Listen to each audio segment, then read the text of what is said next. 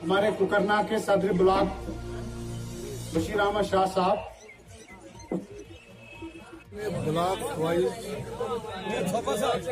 अपने वर्करों से बात करने के लिए कहा था, लेकिन यहाँ सागाम में ज़्यादा ही लोग जमा हो गए। इसके लिए भी मैं सागाम के लोगों को, ब्लॉक सागाम के लोगों को शुक्रिया अदा करता हूँ। और साथ ही ये सागाम एक इम्पॉर्टेंट विलेज है और बैंक कोकरनाग का सबसे बड़ा विलेज है। यहाँ हमने थोड़ा बहुत काम भी किया है। मैं समझता हूँ कि मैंने एक एक चीज़ गिना आज जो मैंने यहाँ किया है। इलेक्शन अभी नहीं हुआ है।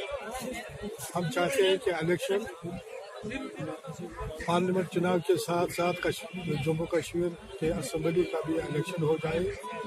ये हमारी ख्वाहिश है और हमने अपना ये वाजे किया है इस बात।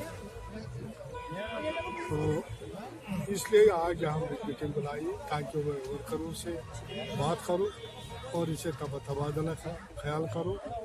लेकिन यहाँ ये जलसे में तब्दील हुआ तो इसके लिए भी खुशी है।